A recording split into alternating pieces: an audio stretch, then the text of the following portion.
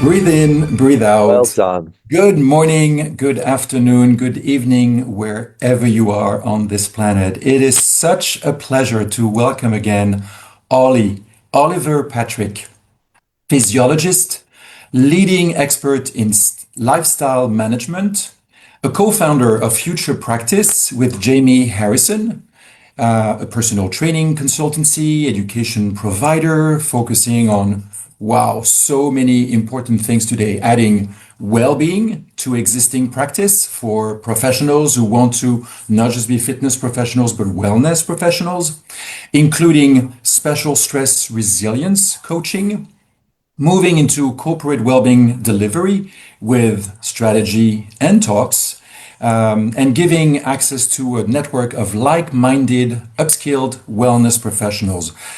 Ollie, you also consult to businesses and cities globally to grow the notion of wellness for all who live, work, study, retire, and visit cities. I thought I was busy organizing an event in 190 countries. Look at you. So thank you for finding and carving out a moment in your busy time to share your insights with ambassadors and professionals participating in the 10th edition of World Wellness Weekend that will take place, yes, I gave it away a little bit, in 190 countries on September 18, 19, and 20 of September. Patrick, the stage is yours.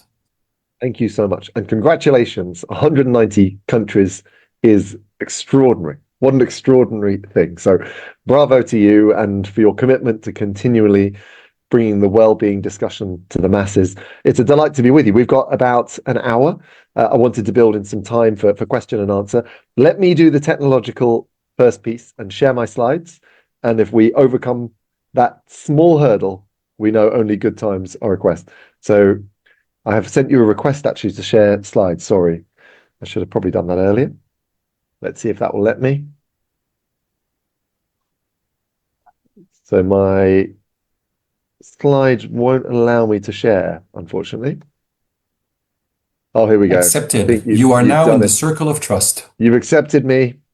If only others would do the same. Now let me choose the least terrifying screen to share. I accidentally shared my desktop the other day, which looks much like that of a serial killer with a sort of 1,000 open tabs. So I'm hoping you can see longevity unwrapped. Let me just put that into the slideshow. Absolutely. Great. Longevity was the theme that we discussed for today. And I think knowing about the wellness profession, thinking about spa and hotels and luxury hospitality, I've spoken a lot about longevity. And I think lots of the things I've spoken about are out there. So I wanted to just put a lilt onto the talk today to just talk about an air of caution and an air of being clear on what we are talking about delivering and what longevity is and what it isn't. So this won't all be enormously positive. I want it to be pragmatic. My life as a physiologist has been in pragmatism. If a behavior is deemed to be healthy, how will we determine it to be so? What are the objective expressions of well-being? How would we measure everyone on this call or this live? How would we determine objectively as well as subjectively your state of well-being? That has been my life in clinical practice, and now I try and raise some of those concepts to operators and individuals in terms of trying to deliver wellness or well-being services. Are we doing them judiciously, effectively, and talking about them appropriately? And that'll be a key theme of today.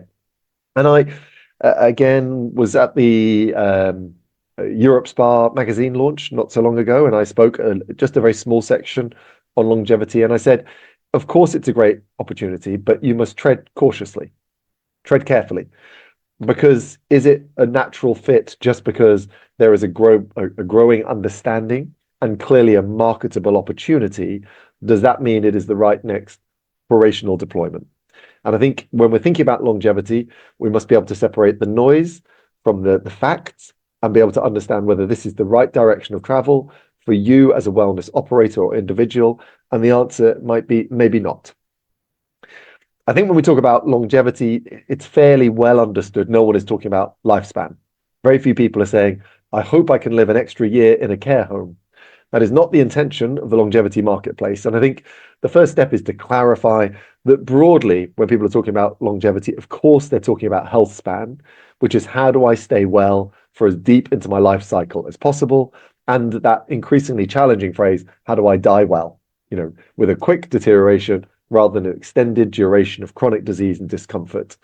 And that makes good sense. So when we talk about extending longevity, of course, we're talking about virility, we're talking about energy, we're talking about capacity. We're not talking about prolonging length of life with no observation of improved quality of life. That's the landmark. I think the consumer has started to understand that pretty well as well. We can put the straw man argument up. We're not talking about lifespan. I think most people understand health span is the target objective of longevity.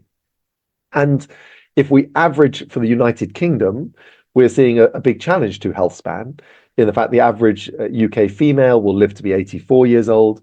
She'll be 83 years old, but would be suffering from some form of chronic disease or dysfunction from 64. So the average female will have something like 19 years gap between healthy years and life expectancy. So 19 years of dysfunction. Males closer to 13 years, averaging out at about 15 years at the end of an individual's life where there is severely compromised functionality or discomfort. And that, of course, is a huge challenge. Why?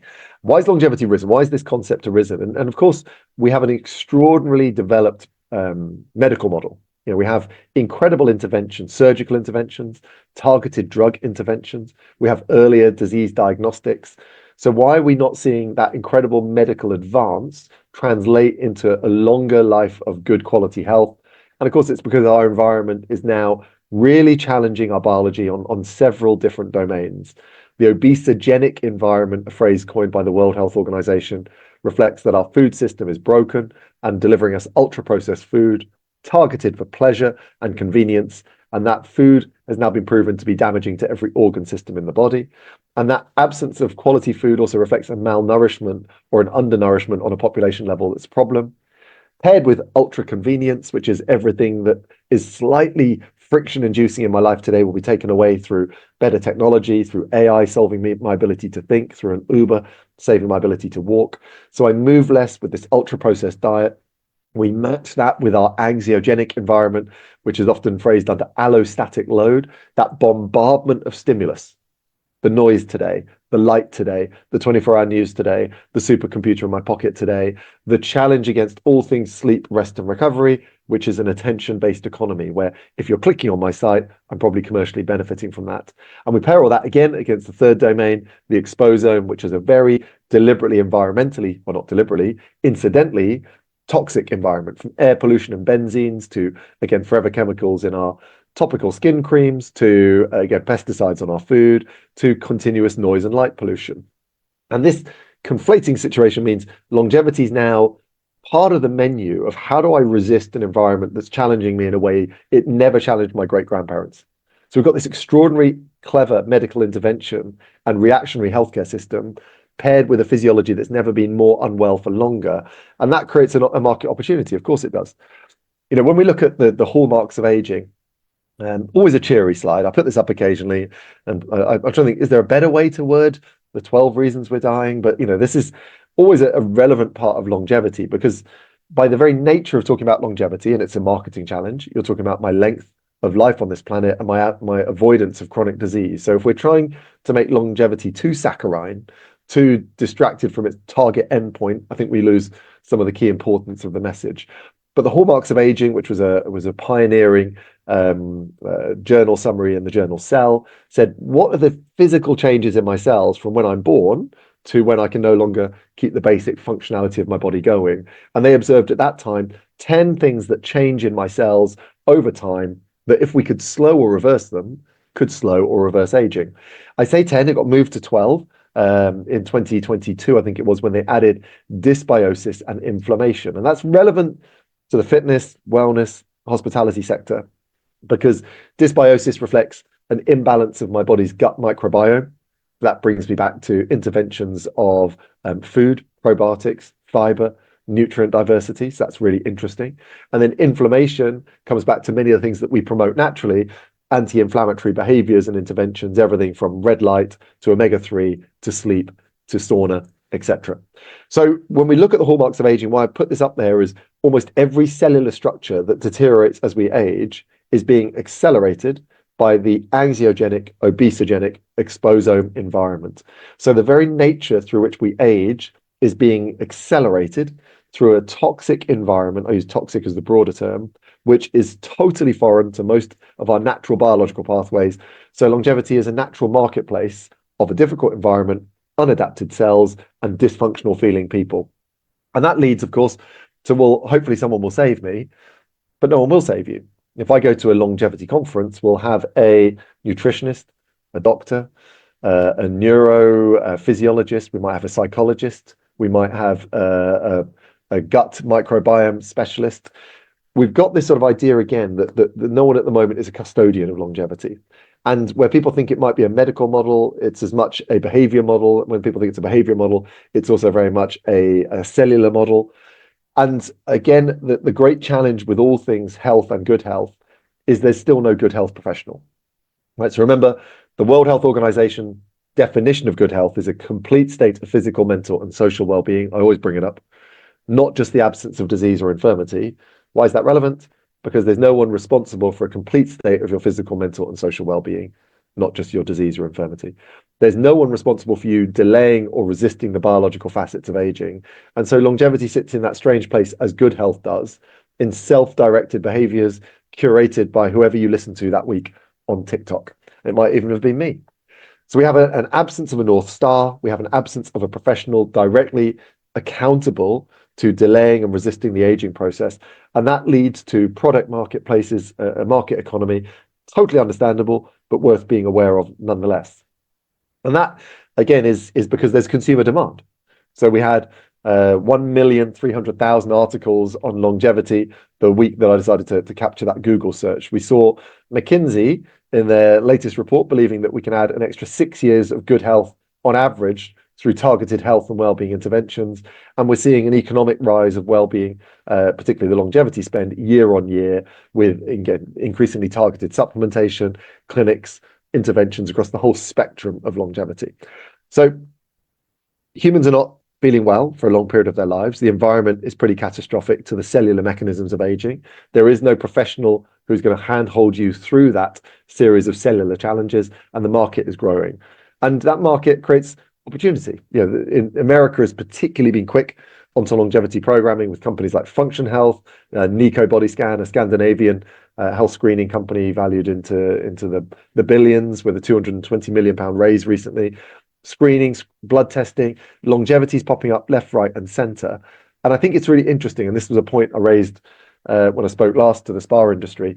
When someone talks about longevity, we're probably talking about longevities, right? These are different sectors pointing at a similar thing from different perspectives.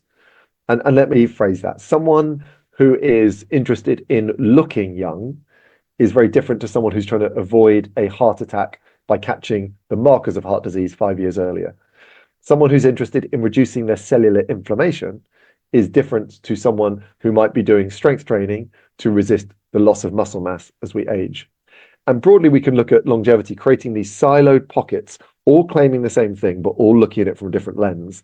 And, you know, if someone makes me look younger through a very intelligent hydrofacial, or through using, again, intelligent peptides, or again, a series of collagen-inducing skin treatments, of course, that would make me look younger and appear younger. And it's really anti-aging rebranded as longevity. It doesn't change the cellular structure of my body.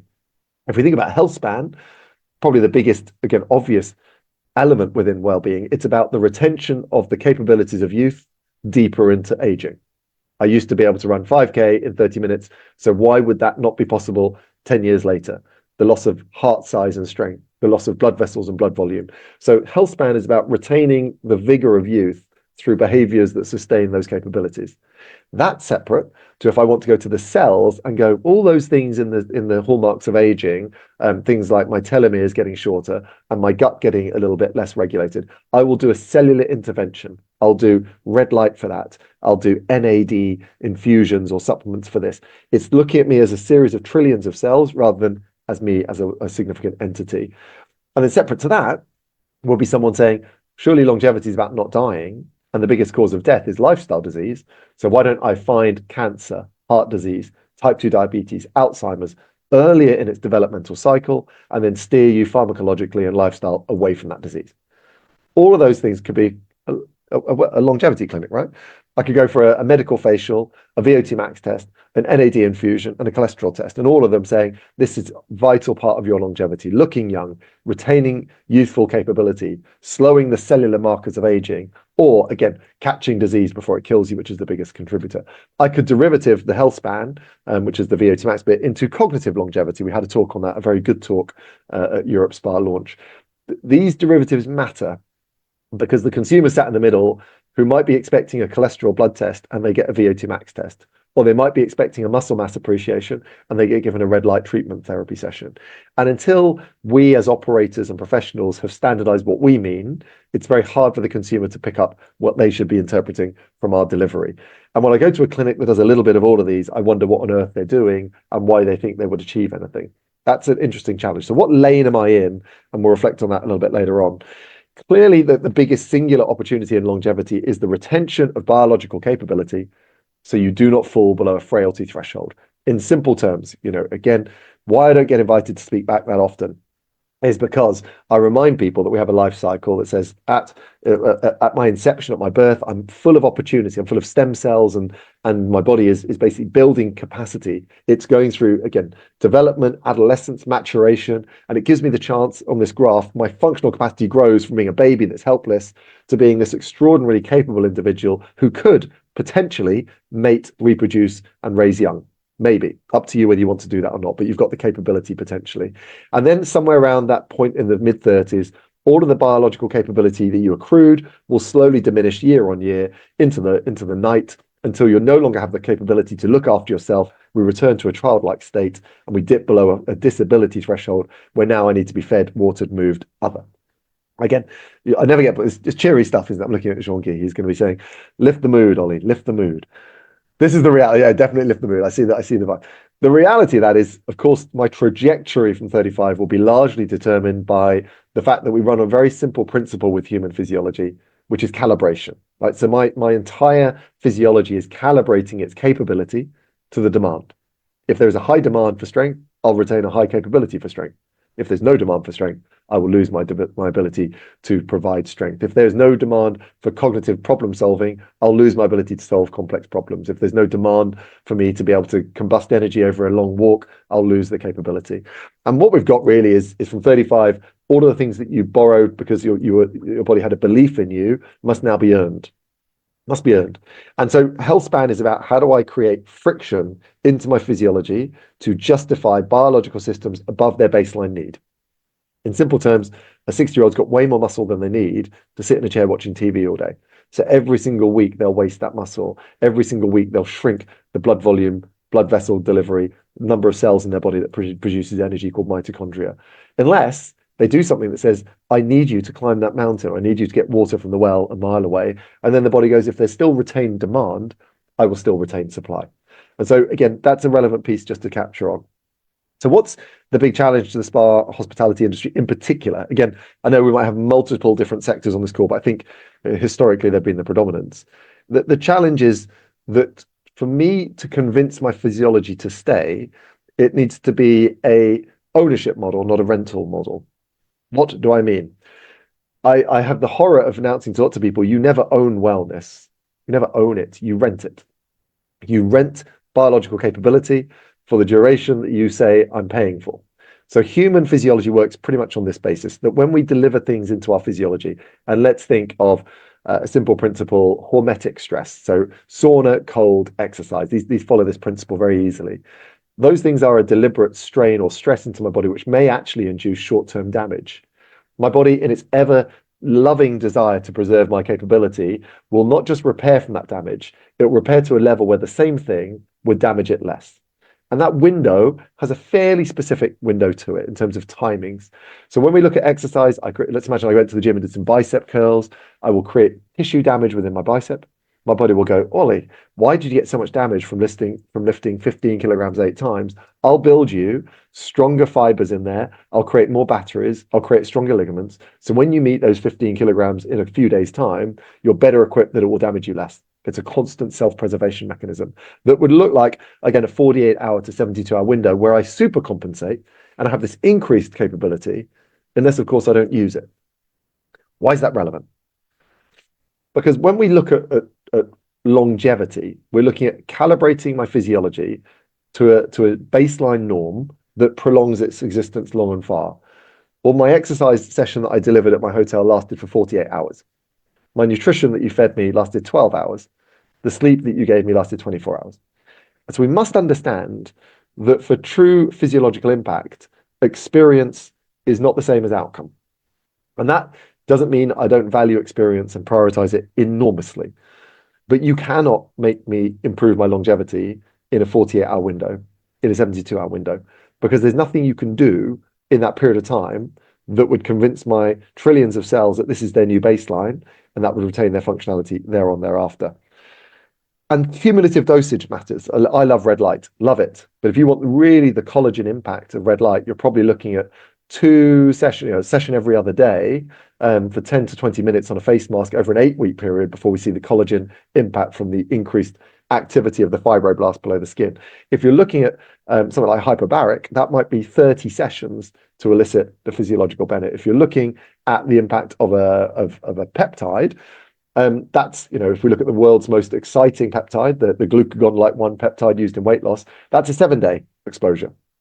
The principle here again is physiology adapts to what it believes is its new constant norm, and interventions that change cellular structure only do so when they themselves have a frequency that dictates that change in the body. And this is the challenge that if you said to me, Ollie, here's a weekend, you can do whatever you want, everyone on this call's coming, we're all going to hang out together, what would you do to improve our longevity? There's nothing I can do in that weekend that will actually improve your longevity. There are things I can expose you to that set you on a trajectory. There's things I can drop from your behaviors, but ultimately, this is the challenge of all things longevity. It isn't transactional, it's compounding accumulative behaviors over time to which your body calibrates and adjusts to. And I am for experience, absolutely, but having an experience is different to having an outcome. This is the problem that the fitness industry has suffered from for the last, 40 years, that it determines its success by how many times you attend a month. And really, it's looking at its commercial success. I would look to most gym operators, not all, and I work with some brilliant ones, and say, how many of your members got fitter over the last 6 months or 12 months? And of course, that's a question they can't answer because there's no objective marker of what they're seeking to achieve. When we look at longevity, we move out of something amorphous like well-being. If I say I'm going to improve your well-being, that will have a very hyper-personalized meaning to everyone. For some of you, that might mean less brain fog. Some it might mean better immune system. Some of you, it might mean, again, a change in your digestive habits and behaviors. It will be very subjective and it will be responsive to what I do over a shorter period of time. If I say I'm going to improve your longevity, I have to be creating a robust new cellular input for a 10, 20, 30, 40-year window, starting at 35 buildings through. And it's with this reason I'm saying we should tread cautiously. Because can you promise someone longevity in your 1-week retreat? Can you promise someone longevity through taking of biological markers, but no sustaining of the behaviors that actually influence them? I believe there is some judicious work that can be done in this space, in the longevity sector, but I also see people promising longevity when they don't understand it and they have no mechanism to truly deliver it. Because longevity, again, let's remember, is not about an easy life. An easy life is counterintuitive to longevity. For my body to retain biological functions, it must be constantly threatened with hormetic stress, challenged. If I really look at nutrition, the biggest nutritional intervention for longevity is caloric restriction, being slightly hungry. That slight hunger triggering a whole load of cellular benefits that transpose into reduced disease risk and length of life. And even then, the data is sketchy. If I look at cardiorespiratory exercise, it's not the easy zone 2 work, it's the beast zone 4, zone 5, when after the exercise session, you throw up into a bush. It's the hard stuff. It's not the beautiful vista looking out over the hills and chilling. It's about creating the friction into your physiology on a consistent basis that demands it retains its capability and it isn't allowed to wither into the night. So we have to just offset again, where does experience and true longevity behavior intertwine, or where are they actually directly incongruent with each other? And in several places, that's the case. I'm going to leave time for questions and debate at the end because, again, there's positives and negatives. But broadly, when we look at people say, Ollie, what should I test?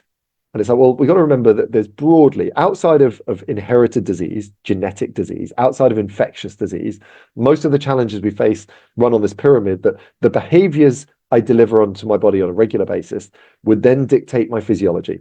So how do we play this out in real terms? If I regularly do 150 minutes of cardiovascular exercise a week, that will play out into my physiology, having a stronger heart, more blood vessels, and that would mean I've got a slightly higher what's called VO2 max, which is a parameter deeply associated with longevity. I can deliver more oxygen to my body in a minute than someone next to me who didn't do that exercise.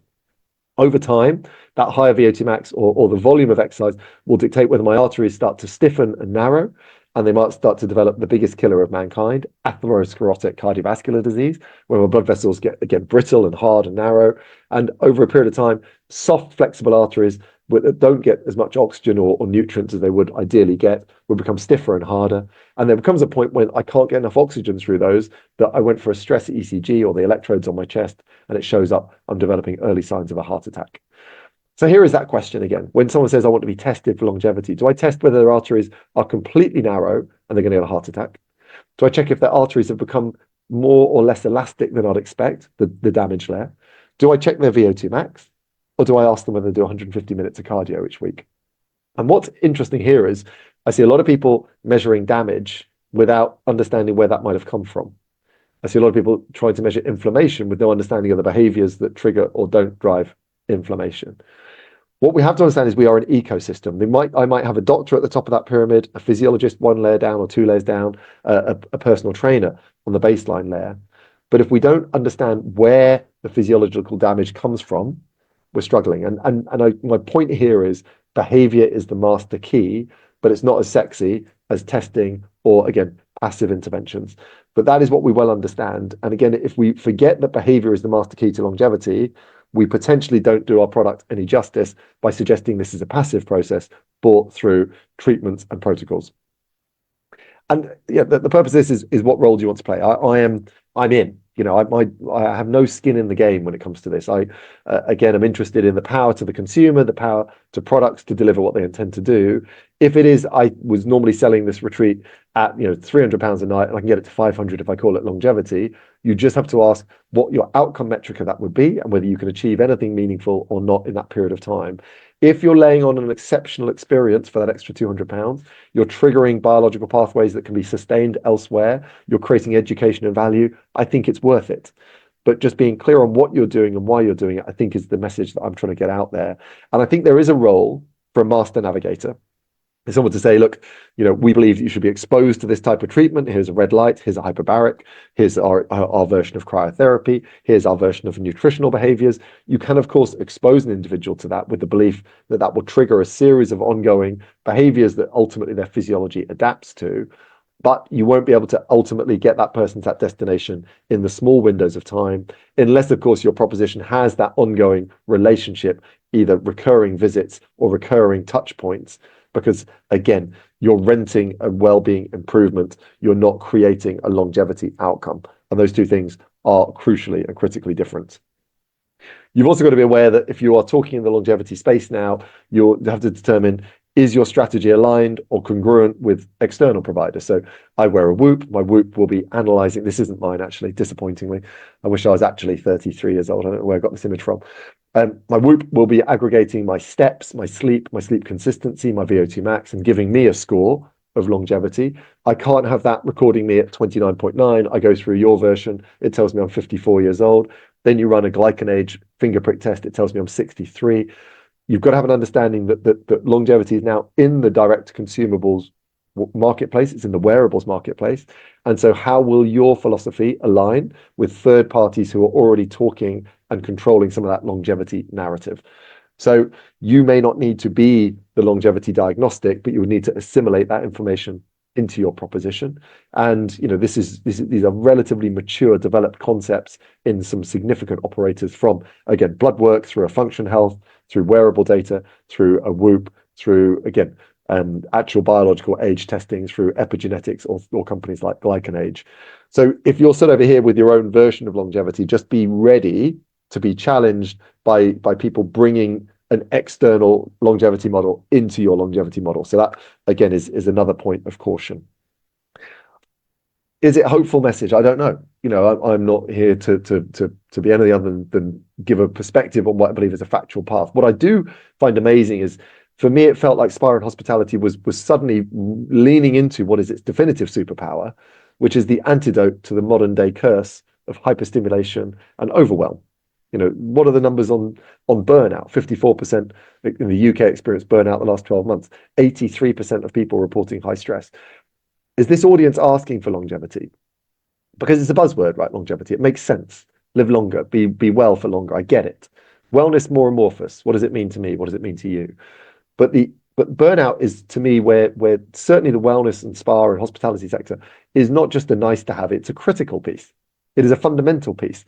I mentioned earlier the anxiogenic environment. We can extend that down into allostatic load, which is this amalgam of all those physical and psychophysiological inputs that we're all going to take today. Right? Today, we're bombarded by information overload. I'm being told about whether the Strait of Hormuz is open or closed, or whether there is again another horrible terror attack on a group of individuals in the UK. I'm constantly bombarded by things outside of my control on a 24-hour news cycle. Algorithm-driven content. It knows I like this, so I get fed it. Match that with, again, very little movement, an overstimulating work calendar, plus social media demands. Am I there? Am I super dad? Am I super husband? Am I super bloke? Smash all this in across constant noise, constant light, again, a very distracting environment. And we have physiology that is on edge. It is just on edge. We can measure this objectively through higher cortisol levels, compromised sleep levels, reduced heart rate variability. We can create all the figures over here we want. But this is the plague affecting the modern individual. And where will they find refuge from this? Where will they shelter from the storm? Some of the places and spaces that you curate and facilitate are the antidote to the poison. They are the mindfulness to the mindlessness. And the cold reality is, when I watch individuals pivoting into an area in which they cannot specialize and neglect an area in which they literally are critically vital and important, I do think that's a point to be challenged and observed. To summarize, leaving time for, I whistled through, I thought I'd keep it punchy. Longevity is booming, but it's fragmented. One place it's a dermatological clinic, another it's a MRI with bloods, in another it's VO2 max and muscle mass, in another it's red light and HBOT. They're all talking the same language. They're all coming at it from different perspectives. Which one are you most specialized in? Which one should you lean into? Behaviors that prioritize functionality and capability are the most evidence-based. And in simple terms, that is aerobic exercise, that is resistance training to secure muscle mass, and retention of movement and movement capability through mobility. And again, in government guidelines, that's 150 minutes of cardio at moderate level or 75 minutes hard. That's 2 strength training sessions a week, and that's 2 mobility sessions a week. And before anyone did anything in longevity, if they haven't put those at the base of the pyramid, they are truly misdirecting. There is no short-term exposure that will markedly change, again, with the provision of stopping smoking. But of course, stopping smoking is still a thing that will filter through. Within a couple of weeks, my lungs clear. Within a couple of months, some of my inflammatory markers return to normal. And 10 years after I stop smoking, I physiologically start to look like a non-smoker. But stopping smoking on the Monday, by the Tuesday, of course, I've had a significant change in my health outcome. Stopping alcohol consumption. There are things, without being facetious, that will change my direction of travel in a weekend, but not the stopping over the weekend, the reduced exposure to those things at 3 months, 6 months, 9 months. So we just have to play a role. If we're creating short-term longevity experiences, they're fantastic, but they won't change my longevity unless I continue them far beyond the walls or the stretch of your original proposition. I do think when we look at the biggest challenge to mortality, life expectancy, business performance, it's mismanagement of pressure, inadequate recovery. And I've felt for a long time that's why SPA is moving out of the sort of nice to have into the must have. That's why SPA and hospitality are creating technologies and spaces that allow true energetic restoration, true connection. They are the antidote to loneliness, the antidote to hypervigilance. They're the antidote to poor sleep cycles. And the frequency of them should be, again, deliberate and consistent rather than erratic, based around a periodic hen do or a nice weekend away with my spouse. And I think the opportunity to be truly the refuge from this new form of stress, being death by 1,000 cuts, is a wonderful opportunity. There'd be a shame to see a longevity center popping up where there was truly an allostatic load capability, and however you market and message that will be down to the individual. And if you do this, there is great space, there's great market demand, there's great cash in the pot. Just do it well, you know. And I say, don't buy something and think that redirects your entire business strategy. I'm worried always when I see technology without capability. I recently spoke on a panel where I said, I feel we have some extraordinary, well-perfused kitchens, but we are missing some chefs. And, you know, and again, in many cases, you can send me into my kitchen now, and there's all the ingredients in there for a Michelin-starred meal, but I cannot make it. And there is not a piece at the moment where these technologies and interventions truly manifest as a true longevity benefit without curated, capable clinicians or practitioners. And that space should not be overlooked in the preserve of rapidly putting in high quality, high impact health optimization technologies. But I think, again, one step back is who are the people putting those ingredients into a gorgeous, delicious meal. That's the window of time. I don't know if I've created more questions than answers or added value there whatsoever. I'm going to stop sharing because I always think talking is interesting, but listening is much more interesting. I think that's my last slide. It is.